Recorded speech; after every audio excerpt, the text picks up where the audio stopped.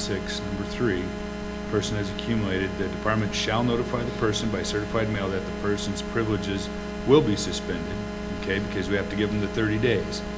And then the department, and it says, except as otherwise provided in subsection 4. And subsection 4 Okay, is I'm the seeing it. hearing. Okay, I understand. All right. I'll read a little further.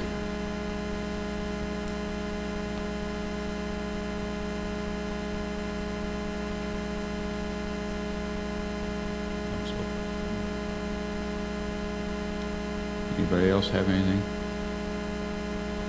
Commissioner Drew?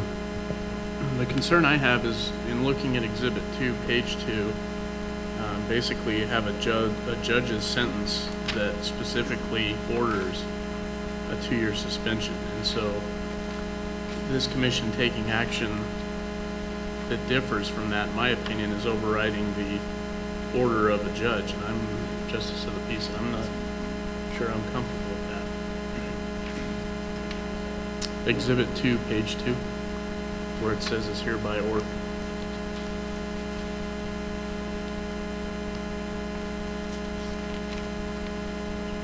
So I'll just read it into the record. If you look at Exhibit 2, page 2, where the order is, it says, it is hereby ordered that the fine and fees in the amount of $637 is suspended for 2 years, so long as the defendant receives no other wildlife violation, and it's signed by the Justice of the Peace. Commissioner Rain? I believe that's stating that the fines were suspended for 2 years, right? Is that? The fines and fees were what was suspended. So if he did commit a crime within the next 2 years, then he'd have to pay those fees. That's how I got it. I don't remember the judge mentioning. News seems to have something that might clear us up here. The hearing is closed, however, if you have a clarifying question for Mr. Hunter, he probably would be in the best position to address that provision if it's the fines or fees or something else.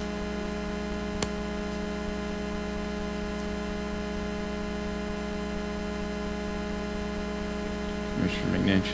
All right, thank you. Had that. Okay. So new.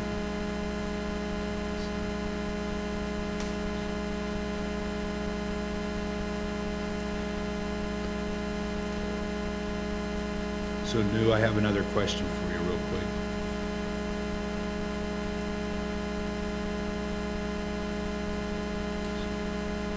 Okay, it refers to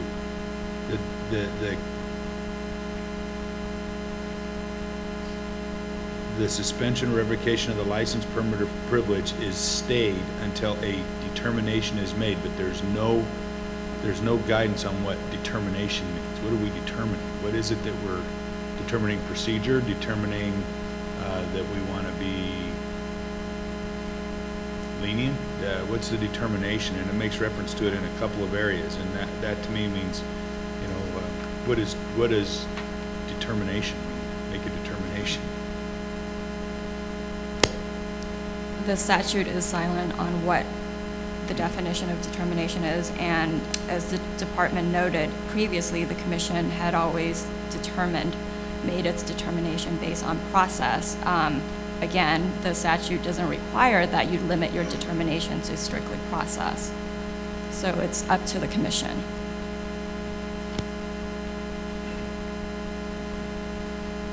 Commissioner Rain? Thank you. Yeah, my interpretation of the judge's ruling is he basically didn't find him anything, as long as he didn't do anything wrong in the next 2 years. That's what it's looking like to me. The judge said, as long as you stay clean hat 2 years, you don't have to pay nothing. And the defendant is nodding in affirmation that that is indeed correct. So the judge, you know, that was his determination, whether or not, and also it finds that the one plea that he pleaded, didn't plead guilty, actually was nolo contendere, that he pleaded it. Here it says no lo, the little X next to it, and we're talking Exhibit 3, the 4112. which basically didn't plead guilty, not guilty, but they take the same as guilty. Before I go to Commissioner Macbeth, I see you nodding your head out there. We are assuming some things up here, Mr. Hunter. Could you give us some clarification on the fine and what happened during that process? I'm sorry, sir. What'd you say? What happened during the fine process? Did you pay a fine, or was the... No, I pleaded no contendere, and I got nothing. I had no pay fees or anything. That's critical, thank you. Commissioner Macbeth? None whatsoever. Okay. Okay, I'm gonna, what I'm seeing here with this discussion is that it's very apparent to me that the judge suspended the fines. And it would be, and I will venture to guess, and I know I'm speculating, but if the judge would have known what the implications of the plea were on the civil side and the suspension of his license, it is inconceivable to me that the judge would have suspended the payment of the fines, and at least it just doesn't make sense to me that he would suspend the payment of the fines, but knowingly allow him to have his hunting and fishing privileges suspended for 3 years at his age. I see that the court is trying to be lenient in this situation on the criminal side, and I just have a feeling he had no idea what the implications were on the civil side. And so, do we have any room, I guess, and, I don't want to have any inconsistent,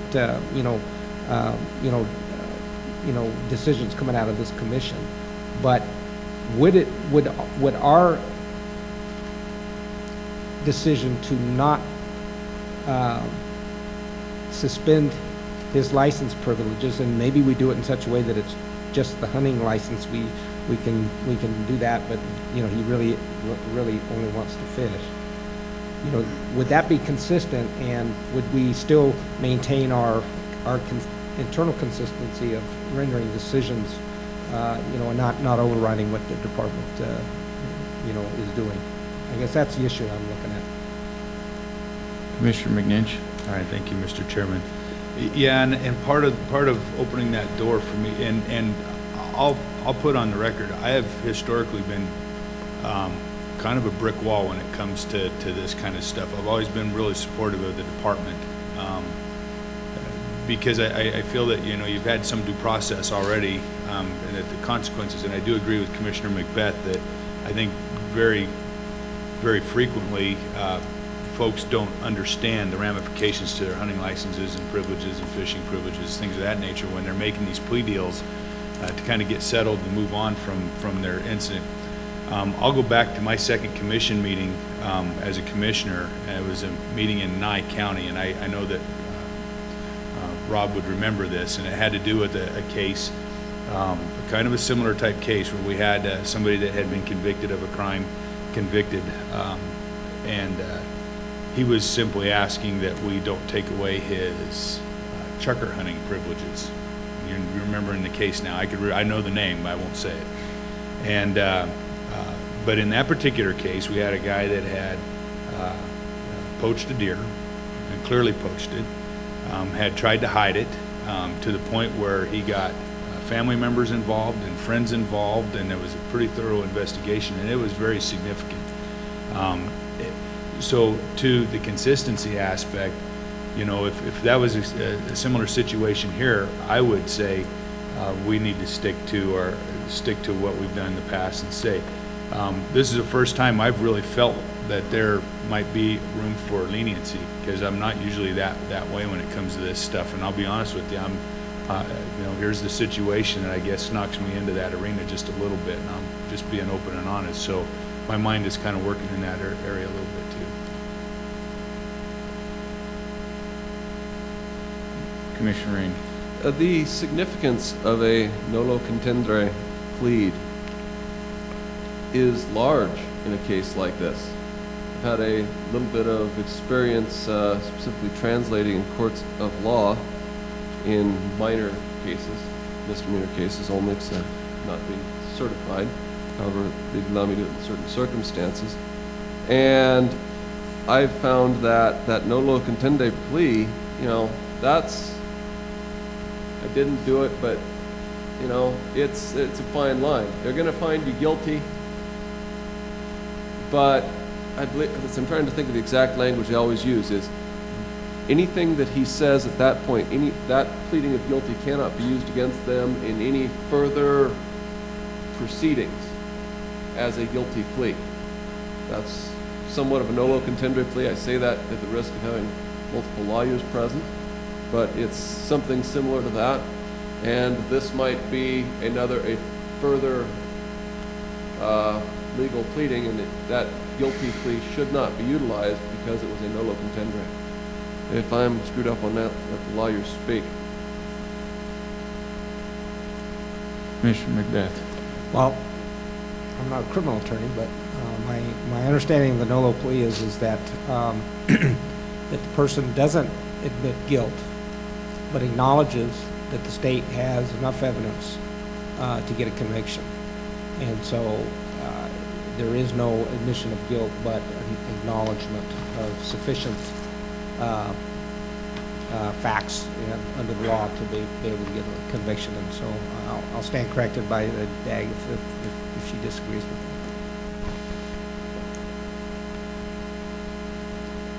Okay, anybody else? Commissioner Morai. Question I have is, if we go to Exhibit 4, and we go past the list of all the demerit points, we get to the page where it says at the top, NAC Chapter 501, Administration and Enforcement of Wildlife. Wait a minute. It's got the NAC 501.210.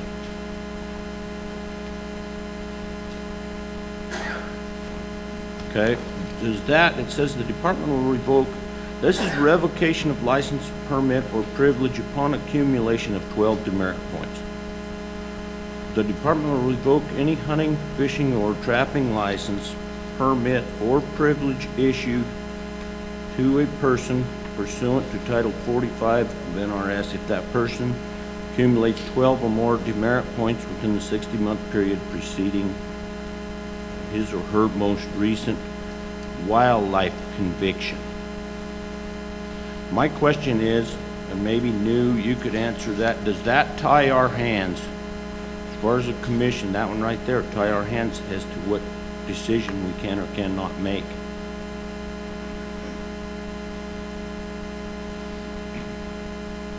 The fact is the 12 demerit points were given, right?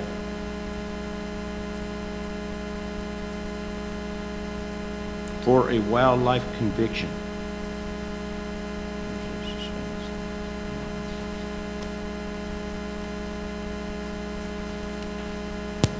No, I do not believe so, because under 501-1816, he has a right to a hearing, which is why we're here today.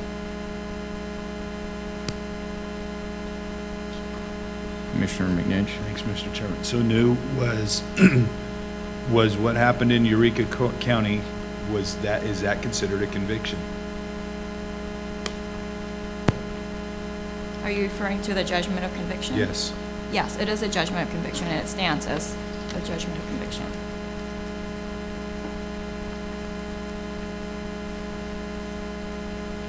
Commissioner Raines.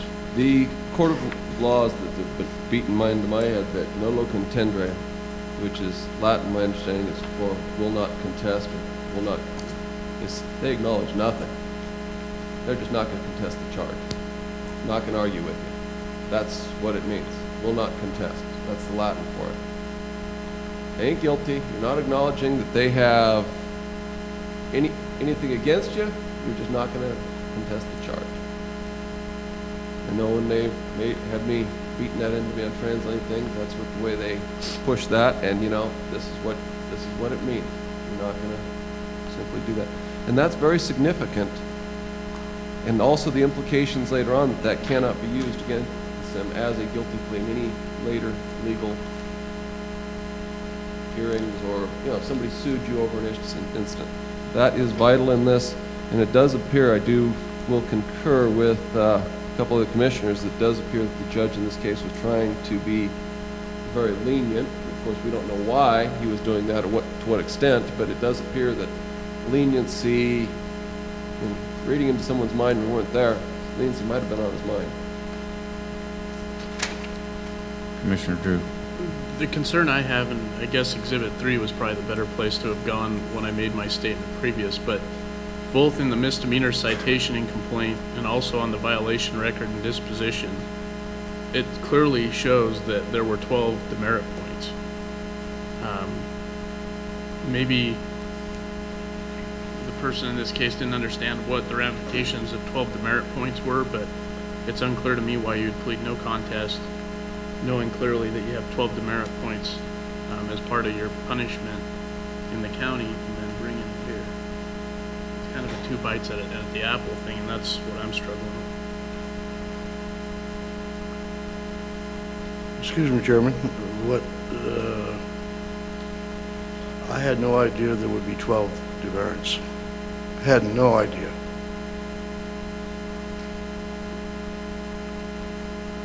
And I didn't know the word no comprehend, whatever that, I actually did not even know what that meant.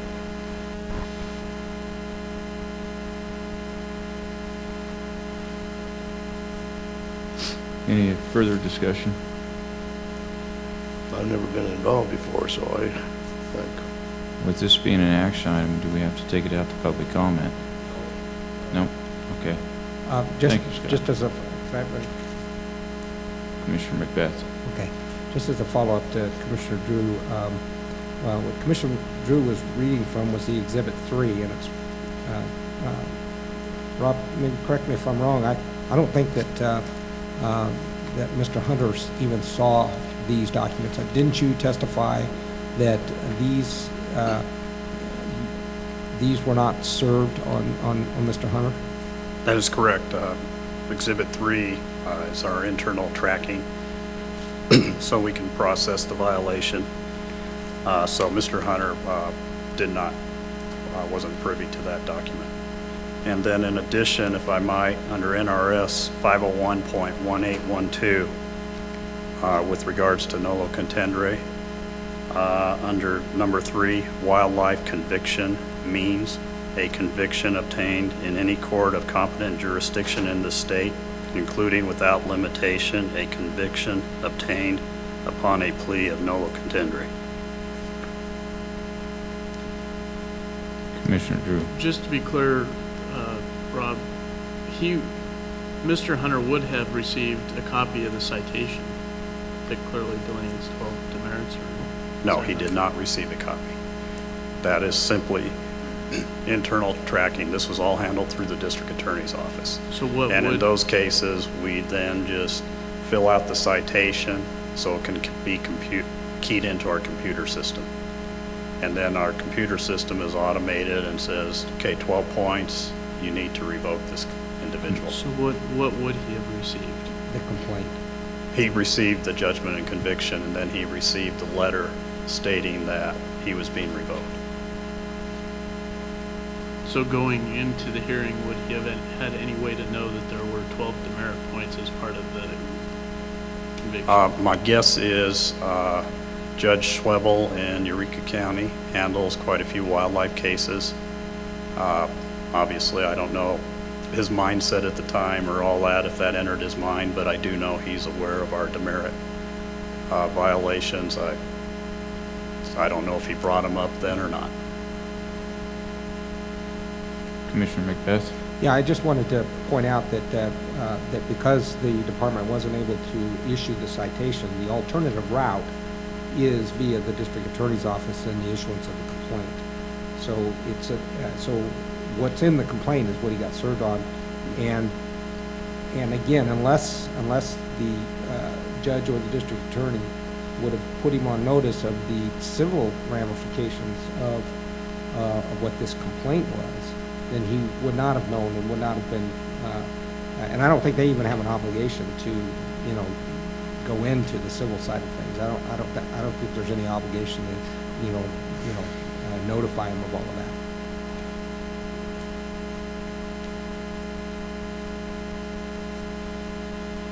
The only time I see the look on everybody up here's faces during these, because we're all sympathetic, but we're all confused at the same time. So anybody else have any comments? Seeing none, we'll have to make it move one way or the other here. Commissioner Wallace. I just had a question for New on this. I mean, is there anything that we can do?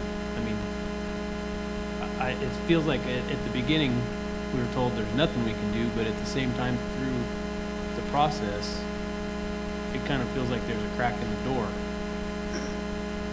And a little guidance, maybe if there is a crack in the door, or we're just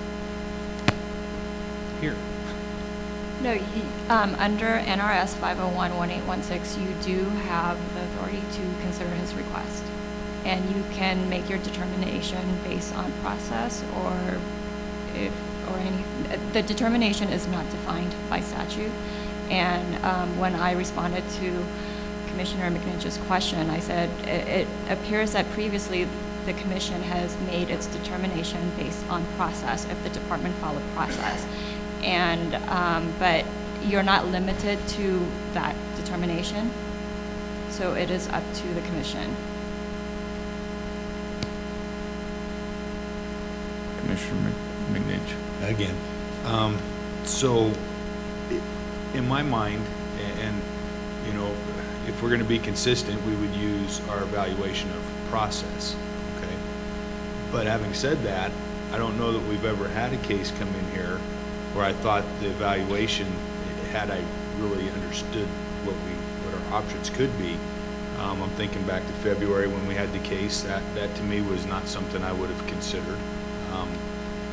The situation when I first came on the commission is not one I would have considered, and all the ones in between. I just never got to a point where I felt like there might be a situation where you would consider other options, and so this is new ground for me in consideration. So I do not see an issue with process myself. I think the process was clearly followed properly. Endow did exactly what they were supposed to do, and I don't see any problems with process. But I am struggling with, okay, so what do we do? Do I think just dropping everything and saying, hey, we're all good? No. Do I think suspending licenses and permits for 3, 5, 2 years is appropriate? I kind of have to say, I have to be honest. I think that there's a level of reasonableness to the request. And that's funny for me to say. I didn't see myself thinking that way. Pretty much, like I said, I've always been in support of the department on these things, especially when they run through a court and there's an appropriate due process on that end of things from a criminal standpoint. So that's kind of where I'm at. Commissioner Macbeth. And this is a question for Dagnew. Had the court explicitly indicated that that they would suspend, like the issuance of demerit points, or made some comment specifically as to not they not have the 12 demerit points, would that have impacted the ability to suspend his license? I know you could have done it by a lower plea that had less points, and that's probably the better way to do it. But had the judge explicitly made a comment with regard to suspending of his civil hunting privileges, would that have been something that would have bound the department and maybe this commission? It's hard to opine on a hypothetical, as you know, as a lawyer. And like many discussions have been had by the commissioners so far, criminal courts do not generally delve into the civil matter, and I haven't seen one where a judge has indicated that, but I guess if it is stated in the judgment of conviction, it could affect how this commission could consider his request. Okay, and so in follow-up to that, my comment is that even though the court did not make an explicit statement, did they make an implicit statement by suspending the fines as to what their thoughts were on the impacts of Mr. Hunter's actions,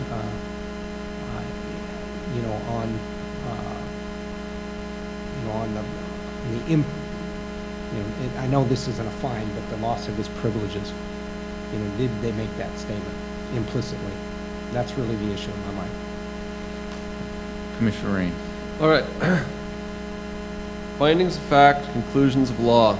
Throw this out here, and if somebody has some modifications, we might they'll likely be allowed, accepted, excuse me. Findings of fact.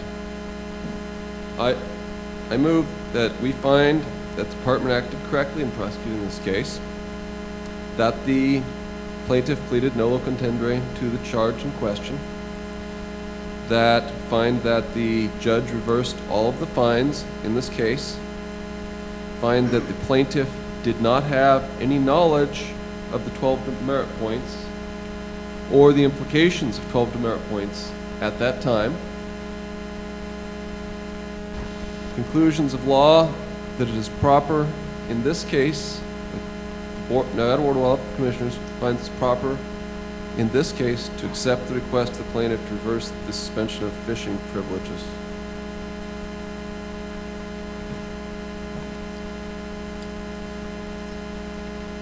So that's a motion? That was the motion. Could you please restate the last sentence? Conclusion of law, it is proper in this case to accept the request of the plaintiff and reverse the suspension of his fishing privileges. We'll second it, and for discussion, maybe give us better wording.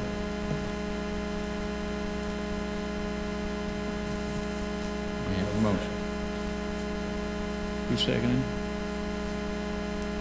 Okay, we have a motion and a second. Any further discussion on the motion and a second?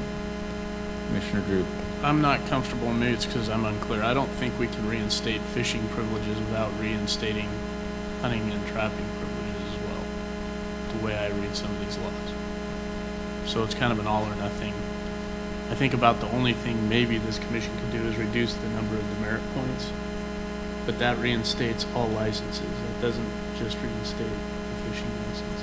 And I'm just not comfortable with that as a precedent.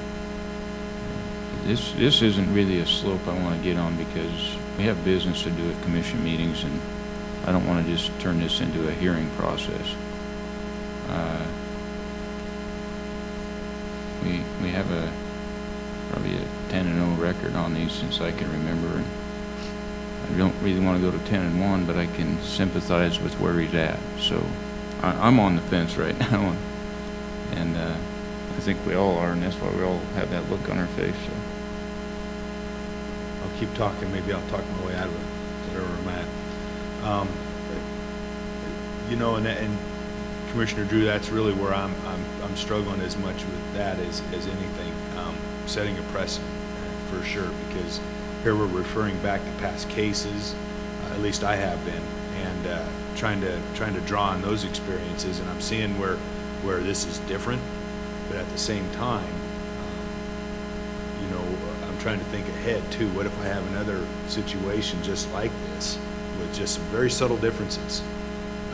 Where does that leave me from a consistency standpoint? And are we turning ourselves into an appeal board? That'll be a full-time job for